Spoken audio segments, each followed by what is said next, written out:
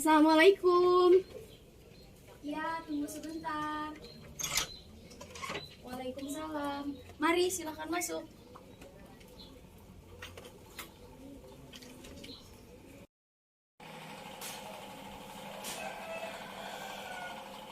Mari, masuk.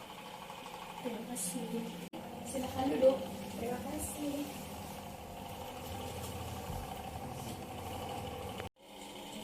Selamat pagi, Pagi Mbak. Sebelumnya saya ucapkan dan selamat datang ya kepada kakak.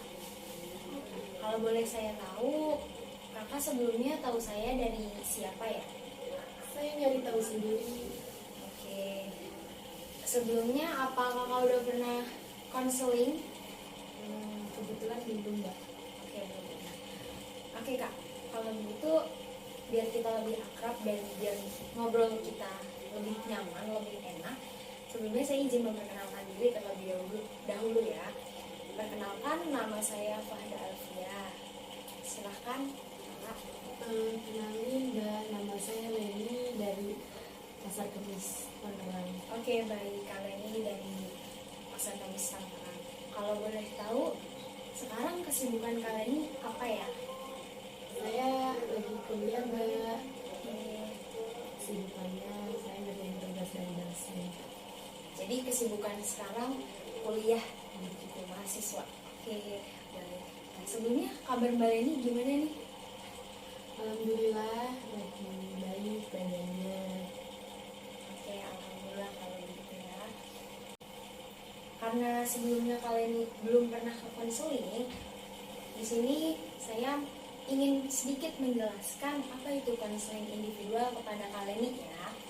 Nah, jadi konseling individual itu proses yang terjadi antara seseorang dengan seseorang, yaitu individu yang mengalami masalah yang tak dapat diselesaikan atau diatasi, dan adanya pemberian bantuan dari seorang konselor. Nah, di sini saya itu sebagai konselor dari Mbak Leni. Nah, Mbak Leni itu saya sebut sebagai konseli. Sampai sini apa ada yang ingin kalian ditanyakan? Tidak ada. Oke, kalau tidak ada, bisa kita lanjut ya ke selanjutnya. Nah, lanjut. Di sini ada tujuan dari konseling. Sebelumnya kalian ini udah tahu belum tujuan dari konseling itu? Belum. Oke, saya mau menjelaskan dulu ya. Tujuan dari konseling itu yang pertama untuk mengentaskan masalah, dan yang kedua untuk memandirikan klien atau konseling agar konseling ini bisa menyelesaikan masalahnya sendiri. Nah, jadi kan tadi kalian itu di sini sebagai konselingnya saya dan saya itu sebagai konselor. Di sini tujuan dari konseling itu ya untuk memandirikan kalian ini dan mengentaskan masalah yang lagi kalian hadapi ya. Terus di konseling juga terdapat asas-asas. Asas yang pertama itu ada asas kerahasiaan. Asas kerahasiaan ini termasuk salah asas kunci, yaitu asas bimbingan konseling yang menuntut seorang konselor, yaitu saya sendiri, untuk merahasiakan data seorang konseling, yaitu kalian. Jadi di sini kalian ini nggak perlu takut kalau misalkan data kalian ini atau yang udah kalian diceritain semua ke saya bakal saya sebarluaskan, karena di sini udah ada asasnya tersendiri dan saya nggak bakal seperti itu. Terus yang kedua itu ada asas kesukarelaan, yaitu konseli dan konselor, terutama konseli itu sudah percaya ke konselor nih. Jadi di sini kalian itu suka rela menceritakan kepada saya tentang semua masalah permasalahan yang lagi kalian hadapin. Dan datang ke sini juga, sebelumnya saya mau nanya, kalian ini datang ke sini itu atas keterpaksaan atau emang kemauan dari kalian sendiri? Kemauan dari diri sendiri. Oke, baik, kalau begitu tidak ada unsur kepaksaan sama sekali ya. Iya. Alhamdulillah kalau begitu. Nah, kita lanjut ke asas yang ketiga, yaitu asas keterbukaan.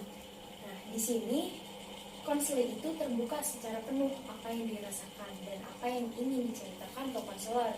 Jadi, karena sebelumnya ada dua asas sebelumnya tuh, asas kerahasiaan dan juga asas kesukarelaan, setelah ini asas keterbukaan. Jadi di sini kalian ini nggak perlu takut buat nyeritain, buat pokoknya buat ceritain semua masalah kalian ini kepada saya, karena itu udah termasuk asas dari konseling. Dan yang terakhir itu ada asas keputusan terakhir ada di tangan kalian atau di tangan konseling tersebut. Jadi nanti setelah kita ngobrol, setelah kalian ceritain semua permasalahan kalian kepada saya, nah itu balik lagi ke diri kalian nih. Apakah kalian mau menerima atau tidaknya itu kembali lagi kepada diri kalian ini sendiri. Dan saya sebagai konselor kalian itu nggak ada berhak, nggak ada ikut campur tangan sama sekali buat permasalahan ini ya. Sampai sini apakah sudah jelas atau mungkin ada yang mau kalian ditanyakan? Alhamdulillah sudah jelas, sudah mengerti apa itu konseling. Oke, baik. Alhamdulillah kalau begitu. Kalau gitu bisa kita lanjut ya. Nah, kalian ini kesini kan pasti ada tujuan ya. Tujuannya yaitu untuk apa? Untuk saya punya masalah nih, ya mengenai diri saya. Kalau boleh tahu itu permasalahannya seperti apa? Bisa diceritakan tidak? Jadi permasalahannya itu masalah kayak apa ya, kayak tentang kehidupan di dunia, ya kehidupan biasa sih orang-orang gitu Ya. sebelumnya. Saya pernah, ini masalah anak remaja ya Mbak, mohon maaf, mohon dimaklum karena di sini juga saya butuh dorongan, butuh bantuan juga buat kedepannya saya harus bagaimana. Dan saya masih bingung, masih ragu juga. Jadi saya pas waktu SMA saya udah merasakan apa itu maksudnya puber kayak gitulah Mbak. Jadi saya itu udah merasakan dari SMA, karena mungkin dunianya, maksudnya dunia SMA-nya ruang lingkupnya tertutup. Nah, dari itu saya pernah, namanya perempuan, namanya manusia normal dong, suka sama orang. Nah, saya suka dari SMA kelas 1 begitu. Saya sih tipikal orangnya yang gini Mbak, saya itu orangnya yang gimana ya, orangnya yang nggak suka disukain. Jadi saya itu sukanya saya yang suka, karena mungkin dari diri sayanya yang nggak enak ke orang. Jadi gitu imbasnya kayaknya kalau misalnya ada yang suka sama saya ngerasa ke diri saya, ih saya mah nggak pantas, nggak disukai. Tapi kenapa tuh kalau misalnya saya suka sama orang malah ngincer gitu, malah saya harus dapet nih gitu. Nah seharusnya kan nggak boleh kayak gitu loh ya Mbak. Nah pas SMA itu saya suka sama orang, tapi ada tuh satu orang, maksudnya ada orang lain yang benar-benar perhatian sama saya. Nah saya suka sama dia, saya dibantuin sama orang yang benar-benar perhatian sama saya. Hanya gagal tuh percintaan saya pas saya suka sama orang. Tapi orang yang perhatian sama saya itu masih ada Mbak, sering selalu ngasih kabar dari situ. Nah sampai orang-orang tuh nyangkanya saya pacarnya sama orang itu, sama orang yang benar-benar perhatian sama saya. Padahal orang yang perhatian sama saya itu dia udah punya pacar, cuman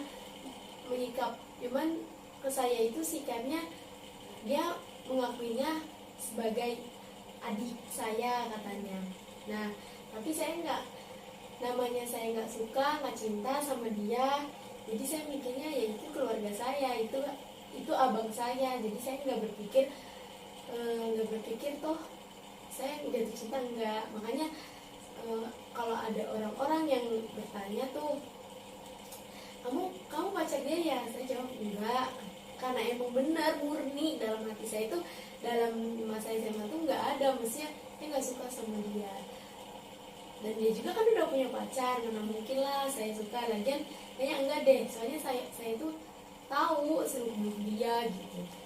Nah pas lulus pas lulus tuh saya udah nggak kontekan nih mbak, saya udah nggak kontekan karena mungkin beda dunia, karena bukan beda dunia, maksudnya saya dunianya udah di perkuliahan, beliau maksudnya orang yang perhatian sama saya itu dia lagi mondok. Nah itu sih yang bikin kita nggak ada kabar. Saya nggak tahu dia udah putus belum sama pacarnya. Emang kadang saya gini sih mbak, kayak saya lupa diri gitu tuh sama dia karena mungkin gimana ya, karena saya sibuk sama dunia saya nggak ingat sama dia. Padahal sampai dia aja pernah bilangnya gini, lu tuh kalau susah ke gua gitu, nggak sampai tertampar kan dengan omongan itu. Tapi saya tidak nyadar karena mungkin ya udah sih lu mah siapa saya gitu. Nah pas lambat laun saya ke dunia perkuliahan, begitu saya ke dunia perkuliahan, saya dengar bahwa dia udah putus sama pacarnya. Posisi saya tuh salah karena mungkin nggak ada pas waktu dia lagi don-donnya karena putus kan sama pacarnya. Saya sempat nanya, cuman kayak mungkin saya posisinya lagi sibuk lagi uasnya, lagi sibuk banyak tugas. Hanya saya bukan cuek sih karena sekedar doang, cuman lu ini nanya segitu-gitu doang, cuman kayak ya dia nggak berkesan, maksudnya lu nggak ada nih pas gue lagi down. Nah denger lagi pas dia udah punya pacar.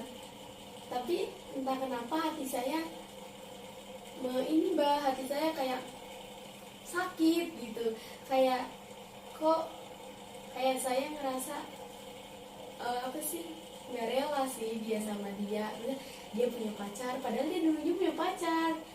Nah udah gitu saya nyadar sih bahwa kalau misalnya hanya saya kena friendzone. Nah saya terlambat buat menyadari apa yang harusnya lu harus peka, harusnya lu harus sudah tahu sih dari dulu gitu. Udah gitu saya friendzone di kuliah itu, entah saya nggak tahu dia tahu apa enggak. Misalnya saya dibilang suka ya gimana ya, biasa aja, karena mungkin saya itu udah tahu sikap dia, udah tahu seluk-beluk dia, udah deket. Tapi saya tuh nggak rela ditinggalin karena kayak apa ya, saya tuh kayak dilupain. Tapi kayaknya saya mikir ya lu aja kayak gini dulu ke dia gitu. Nah gitu pernah tuh mbak saya ada yang suka sama saya. Akhirnya karena saya ngerasanya ada hati lain, saya belum siap tuh nerima orang. Akhirnya saya nggak niat ngeghosting sih, cuman kayak gimana ya, kayak jauhlah pelan-pelan daripada nanti intinya sakit di akhir, daripada nanti saya kiranya cuma pura-pura suka gitu. Terus udah gitu pas akhirnya saya ngejauh, akhirnya dia bilang ke temennya kalau saya ngeghosting. Nah udah gitu saya minta maaf lah, karena saya nggak enak orangnya, saya minta maaf ke dia. Saya bukan niat ngeghosting, tapi saya beralasannya kalau misalnya maaf, intinya masnya ini nggak langsung to the point. Kalau misalnya mas suka sama saya, soalnya saya itu orangnya pengen to the point, tok gitu, jadi nggak usah bertele-tele gitu. Nah dari situ kata saya udah tuh, kayaknya udah dia saya udah minta maaf ke masnya itu. Setelah sekarang saya merasakan dia udah bahagia juga si masnya. Terus saya mau balik, jadi saya kayaknya dalam diri saya itu kurang peka, kurang apa ya, kurang telat aja gitu, kayak ya ini karma deh kayaknya gitu. Nah udah gitu udah tuh sayanya, dan saya nggak bisa dapetin orang yang perhatian sama saya. Udah gitu ya udah si mas itu ya udahlah gitu. Nah saya coba buka hati buat orang. Saya tertarik nih sama orang ini karena dia timnya rapi pakaiannya. Terus kayaknya saya tertarik. Bodohnya saya itu emang gitu mbak, kalau misalnya suka sama cowok, saya itu kayak orang yang nggak ada harga diri, bukan gitu sih, kayak ya gimana ya, kayak nggak ada malu ya, gue suka sama lu gitu. Cuman karena ini berhubung ditolak gitu, karena ya bahasa kasarnya ditolak lah gitu, karena yang bikin sakit hatinya itu dianya suka sama teman saya mbak. Jadi udah gitu dia suka sama teman saya, mintanya ke saya, ya saya harus bagaimana dong.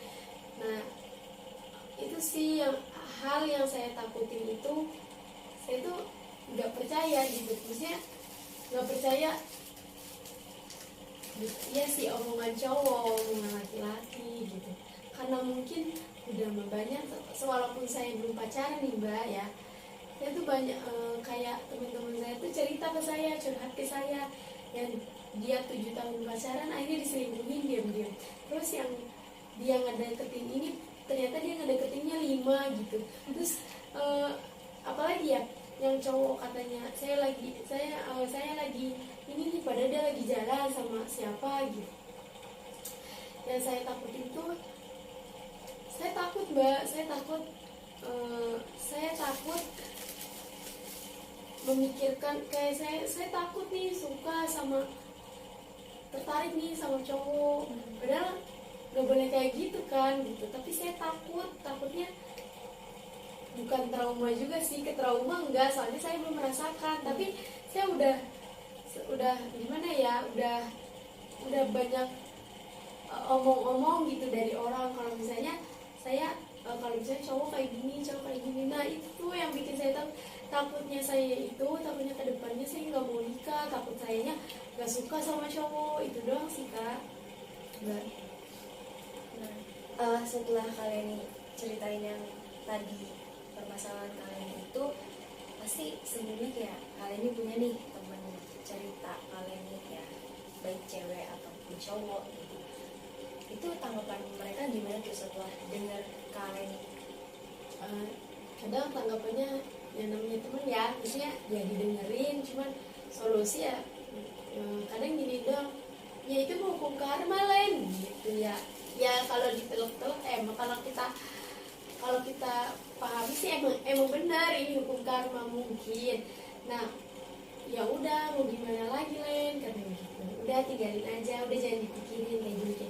Namanya teman kan, maksudnya gimana caranya buat kita bahagia lah, gimana caranya buat jangan mikirin ke situ lah gitu mbak.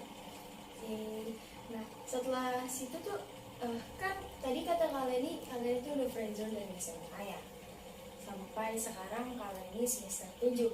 Nah terus tadi kata kalian ini kan emang kalian ini ya istilahnya kayak udah ikhlas nih, terus udah coba buka hati baru juga buat orang baru, buat orang lain.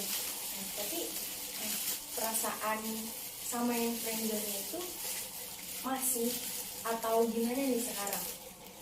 Saya udah biasa aja sekarang, karena kemarin tuh saya kan nemu orang ya. Jadi saya biasa aja, karena emang bukan saya tengil ya mbak ya. Karena apa ya, saya tuh emang awalnya deketin orang itu emang biar ngelupain. Nah buat ngelupain si friendzone itu, hanya dia juga nggak dapet so ganteng gitu dah. Itu malah saya juga ke yang friendzone jadi malah takut juga gitu, takutnya ya gitu, takut gitu mbak. Jadi takut emang kayak takut sama cowok, takut omongannya, takut ininya gitu. Takut dikecewakan lagi atau bagaimana? Ya gitulah mbak, kayak semacamnya, padahal nggak pernah dikecewain sih, cuman ya kayak takut buat kedepannya gitu. Kalau dari yang saya dengar dari cerita kalian yang udah tadi kalian ceritain ke saya itu, sebelumnya saya mau nanya, friendzone kalian ini ya dari zaman SMA udah tahu atau mungkin sekarang tahu nggak sih kalau kalian itu pernah punya perasaan lebih ke dia dan semacamnya? Sebenarnya sekarang udah tahu, karena sikap dia juga yang kayak jauh ke saya mbak. Jadi itu sih yang bikin saya takut juga. Seharusnya dia kan udah usah berubah gitu. Seharusnya ya itu sih sudah salah satu yang saya bikin saya udah nggak percaya lah sama cowok itu. Dari apa yang semua kalian udah ceritain, masih ada nggak sih hal-hal yang ganjel dari ya si friendzone ataupun bisa dibilang kayak gebetan baru kalian ini selama di kuliah? Kalau friendzone sih saya tuh pengennya ini ya, lalu sikapnya kayak dulu lagi lah, nggak usah ngejauh gitu, nggak usah kayak asing gitu. Kayaknya gue juga nggak bakal ngeganggu lo sih gitu. Tapi kalau misalnya yang gebetan ini yang saya suka, yang namanya cowok susah sih mbak. Kalau misalnya kalau cowok udah suka sama cewek susah, kitanya harus bagaimana gitu. Ya udah kita harus ikhlasin ya aja. Kalau misalnya ceweknya yang nggak suka, kan maksudnya namanya cewek kan cepet baper. Ini susah sih kalau cowoknya. Ya udah saya harus gimana pun caranya harus ikhlas, dan saya juga harus masih berteman lah sama teman saya yang suka sama dia. Ya gimana lagi kan, ya saya juga nggak bisa berbuat apa-apa mbak.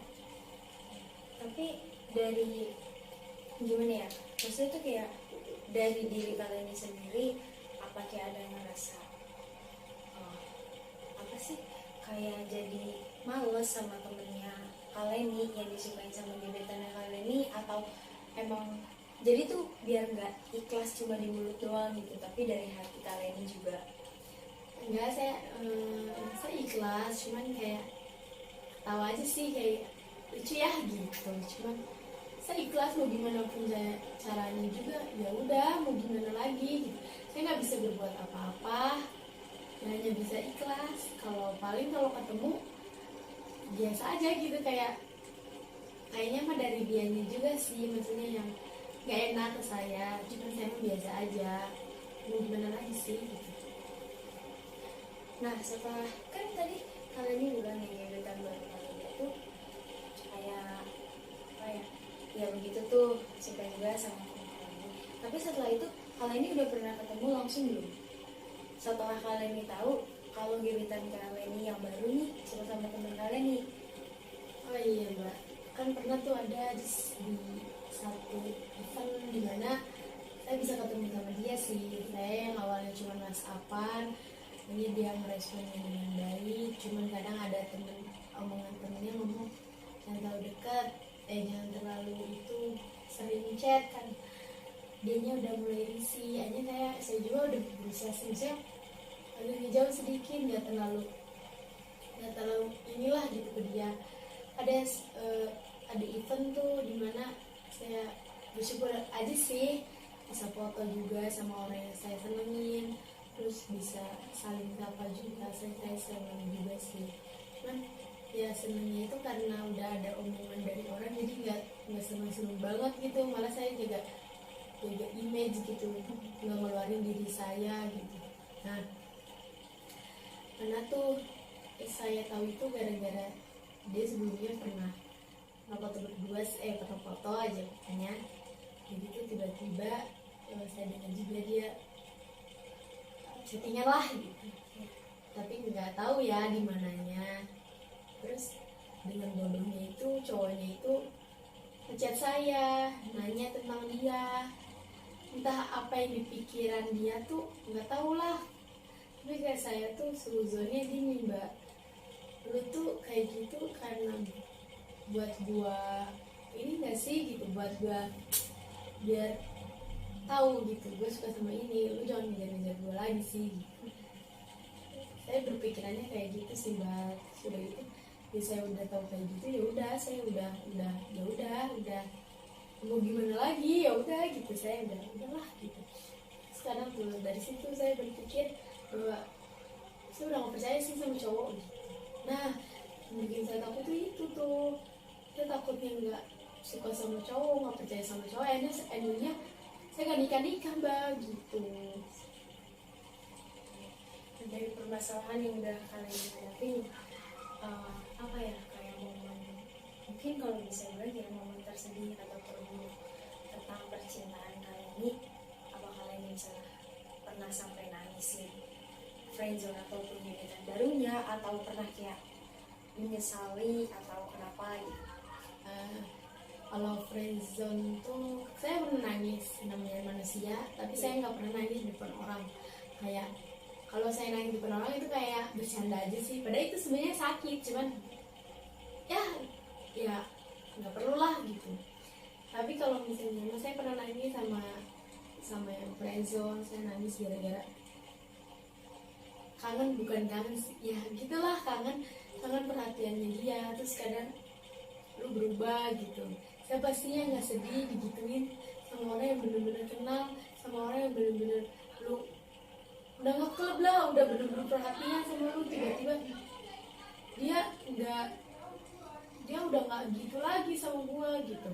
Nah, kalau yang sama si PDKT ini, sama yang saya suka ini, saya pernah nangis. Cuman nangisnya itu kayak bukan nangisin dia nyakitin saya sih, kayak iya sakit, cuman nggak guna kalau ditangisin. Cuman saya nyalahin diri saya aja, kayak apa sih nangisin dia gitu, terus apa sih, kayak bodoh banget sih lah yang di lu, kenapa lu nangis gara-gara dia, apa gunanya. Kadang nyalahin diri sih, bukan kayak sakit, cuman ini mah masalah sepele. Cuman kalau misalnya nangisnya itu karena diri sendiri sih gitu aja. Nah, dari semua yang udah kalian ceritain, masih ada nggak sih hal yang mengganjal sampai sekarang, atau hal yang belum diungkapin yang sebenarnya kalian pengen ungkapin nih? Kalau misalnya diganjal, saya masih ada sih. Ngeganjalnya itu karena apa ya? Kok bisa sih gitu? Saya, padahal dia tahu saya suka sama dia. Kok bisa dia masuk? Entah itu masuk enggaknya Allah alam ya. Karena kita kan nggak tahu namanya orang, ada munafik ada enggaknya. Tapi kayaknya dia itu ketawa aja gitu, ngetawain dunia, kehidupan gitu. Ini gitu doang sih. Kalau mengganjal ya udah, nggak ada yang diganjelin, ya harus bisa ikhlasin gitu. Dari banyaknya yang udah kalian ceritain ke saya, apa masih ada cerita yang belum kalian ceritain dan yang mau kalian ceritain ke saya? Kayaknya sudah. Oke, baik, kalau gitu. Nah, di sini kan tadi kalian ini bilang ya, kalian itu semester 7, semester 7 benar? Dimana yang kita tahu, atau mungkin yang saya tahu ya, kayak semester 7 kan udah masa-masa akhir perkuliahan, yang mungkin kalian ini sekarang kesibukannya tuh dibilang sibuk, mungkin lebih sibuk dibanding mahasiswa-mahasiswa yang masih bawah gitu ya, masih semester bawah. Nah, jadi kalian ini tetap semangat, tetap jaga imun dan kesehatan kalian nih, tetap jaga pola makannya, segala macamnya gitu. Kayak buat hal-hal yang kayak gitu itu bisa dikesampingkan. Meskipun emang saya tahu emang usia-usia kalian ini sekarang nih kayak butuh banget support system, apalagi kayak benar-benar hal-hal yang semacam itu tuh kayak emang bisa ngebuat sedon itu pada diri kita. Nah, di sini saya mau minta kalian nih tolong tulis hal yang membuat kalian semangat.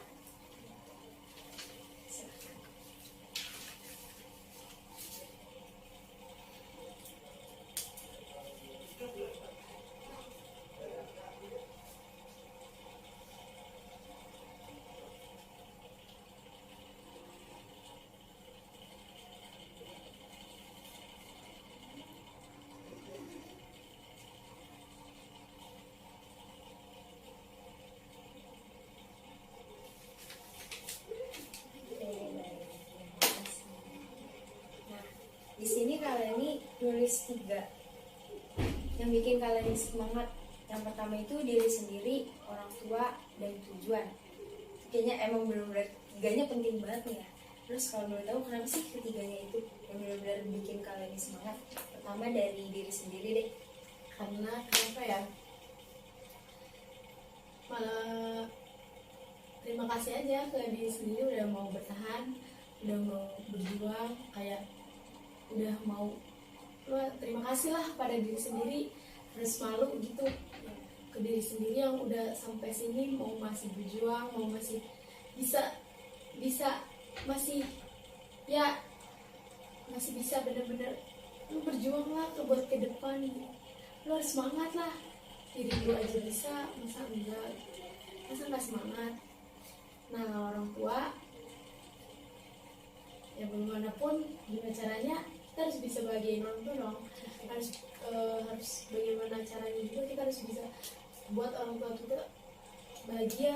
Dengan mana mungkin kita dengan leha-leha kita bisa bahagiain orang tua, nggak mungkin kan. Jadi itu yang semangat. Nah tujuan lu apa gitu, kayak gua kuliah mau ngapain, ada tujuannya dong, maksudnya ada kayak buat bagian orang tua.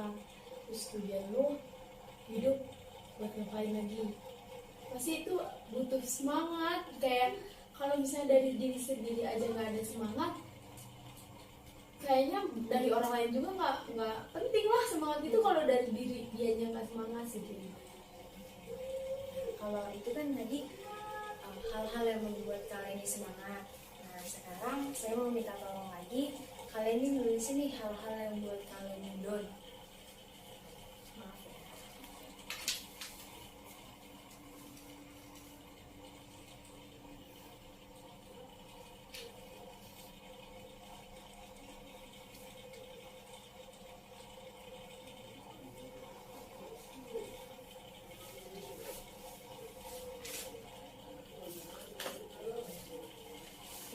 Di sini kalian ini nulis hal yang membuat kalian ini down itu cuma orang tua. Kalau boleh saya tahu dan saya mau nanya, itu kenapa alasannya? Soalnya apalagi ya, maksudnya saya nggak punya orang yang benar-benar ada di hidup saya gitu, kecuali orang tua saya kan. Kalau misalnya orang tua saya udah ngeluh, kayak misalnya dari semangat saya aja nggak ada, nah orang tua saya bilang dong ke saya, Iya. misalnya saya udah berusaha berjuang buat kamu nih gitu, kata orang tua saya, tapi kok kamunya kayak gini. Ngedon dong, kayak ngedonnya itu nyalahin diri sih, bukan nyalahin orang tua, cuman ngedonnya itu buat kita bangkit sih sebenarnya. Karena saya tuh bukan nggak ngerti sih, saya tuh bad mood sama ngedon tuh nggak bisa ngebedain, karena saya orangnya ngalir aja sih, nggak usah kayaknya kok hidup tuh nggak usah dibuat ribet, ya udah jalani, udah nikmati aja gitu. Kalau misalnya nggak salah ngedon, bukan salah orang tua, cuman kayak kalau orang tua udah ngomong tok gitu, kalau misalnya orang tua udah ngomong gimana ya, kalau saya nggak usah nakal, saya dengar misalnya dari si ini kamu berbuat kayak gini, toh padahal itu fitnah gitu, misalnya dari orang lain itu hanya nebak gitu. Itu yang bikin saya ngedon, kok orang tua saya nggak percaya, bagaimana caranya gitu, bagaimana caranya orang tua saya percaya sama saya. Itu tuh yang ngedonnya, istilahnya bukan gimana ya, bukan apa-apa, tapi itu buat introspeksi diri sih, bukan nyalain orang tua juga. Jadi emang itu buat bahan bangkit saya buat ke depan. Nah, terus apa sih kalau misalkan setiap manusia sih kan dia ada disuruh naik turunnya ya, mau itu mood atau yang lainnya. Nah kalau misalkan posisi kalian ini lagi benar-benar merasa down, capek gitu sama yang lagi kalian jalani nih, itu hal apa sih yang kalian lakuin? Saya tidur. Kenapa memilih untuk tidur? Karena menurut saya biar nggak orang tahu, dan kayak ya udah tidur aja tenang gitu, kayak nanti kan habis bangunnya refleks lagi gitu, kayak segar lagi gitu. Kayaknya nggak usah sih, kalau saya tuh orangnya nggak usah orang tahu gitu, nggak usah. Kalau saya sakit, misalnya kayak saya sakit nih, saya sakit hati, saya sakit ini, sakit ini, nggak usah tuh orang tahu. Itu sih kayak tidur. Oke, nah dari tadi yang udah kalian ini ceritain semua saya, yang udah kalian ini sampaikan semua ke saya, dan tadi juga kalian ini kan udah nulis nih hal-hal yang bikin kalian ini semangat dan hal-hal yang bikin kalian ini down gitu ya. Nah, terus tadi hal-hal yang bikin kalian ini semangat, dari ketiga hal itu emang benar-benar penting banget sih, itu pokok banget. Karena apa ya, karena yang ngejauh dari orang tua, dan kalau kita ingat tujuan kita gitu tuh, itu emang benar-benar bisa memotivasi. Tapi ya balik lagi ke diri sendiri. Kalau misalnya diri sendiri yang nggak mau melakukan perubahan, diri sendirinya mau di zona nyaman kita aja yang seperti ini terus, ya pasti memang bakal begitu. Nah, kalian ini kan sekarang udah semester 7. Kalian ini lagi sibuk-sibuknya pasti kan, lagi ngerjain skripsi atau ngerjain judul segala macamnya, KKN. Jadi sini mungkin saya mau beli ini aja nih sedikit. Tapi sebelum itu saya mau nanya lagi ke kalian nih, apa masih ada yang ingin kalian ceritakan atau kalian ini sudah rasa cukup? Sudah cukup. Oke, sudah cukup. Nah, tapi gimana nih perasaan kalian nih setelah kalian ini bercerita kepada saya? Perasaannya lebih kayak tenang, kayak cukup aja gitu, kayak plong. Alhamdulillah ya kalau begitu. Jadi sekarang kalian ini udah ngerasa lebih lega gitu kan ya, dari hal-hal yang sebelumnya belum bisa sedetail ini kalian ceritain kepada siapapun. Terus kalau misalkan itu menurut saya kayak kalian ini kan tadi kalian ini bilang kalian itu masih suka gak enakan, kalian ini masih mending kayak diri saya aja nih yang begini, yang begitu, yang orang lain jangan. Nah, kalau saya tuh kayak kalian itu jangan suka, mungkin susah kalau misalnya udah sering begitu ya, tapi bisa nih dicoba sedikit-sedikit kalian ini keluar dari zona nyaman.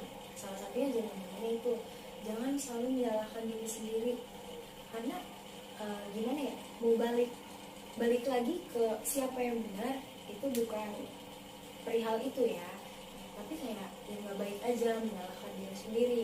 Tapi bukan tentu belum tentu juga maksudnya kayak harus diri sendiri selalu benar dan nyalahin orang lain, itu juga nggak boleh. Tapi kayak ya udah seimbang aja gitu, jangan selalu nyalahin diri sendiri karena kasian juga ke diri sendiri kan, tapi jangan tiba-tiba selalu nyalahin orang lain juga karena itu nggak baik. Terus kalau bisa ya jangan selalu terpaku sama satu hal.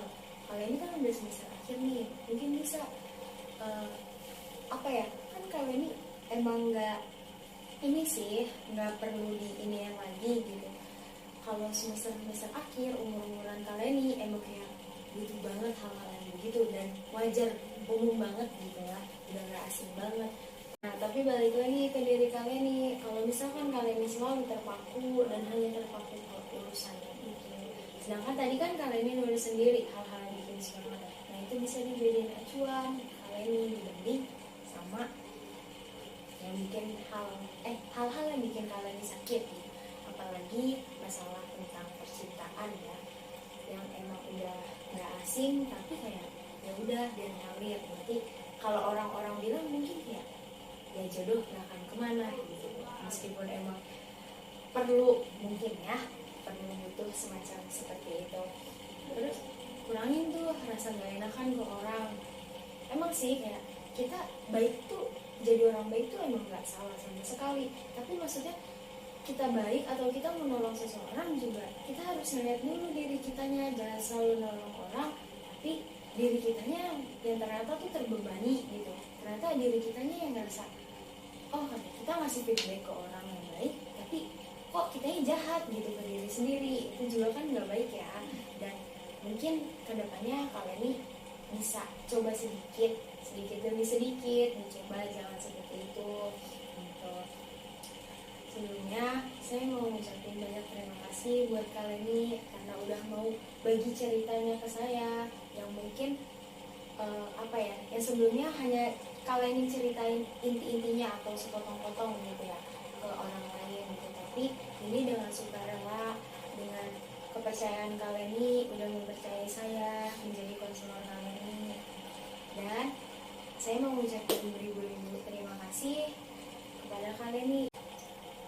Dan mohon maaf juga bila ada perkataan atau omongan saya yang bikin kalian ini merasa bagaimana atau perkataan saya yang tidak sengaja, sebenarnya itu tidak harus saya katakan. Nah, sekali lagi saya ucapin terima kasih dan mohon maaf. Sampai bertemu di kemudian hari. Semoga kalian bisa bertemu lagi bersama saya dan kita kembali bercerita bersama-sama. Terima kasih kalian ini sekali lagi. Oke, mungkin konseling ini cukup sampai di sini ya. Sebelum saya tutup, alangkah baiknya kita tutup konseling kali ini dengan mengucap Alhamdulillah. Terima kasih kalian. Terima kasih, Mbak. Semoga diberi kesehatan selalu.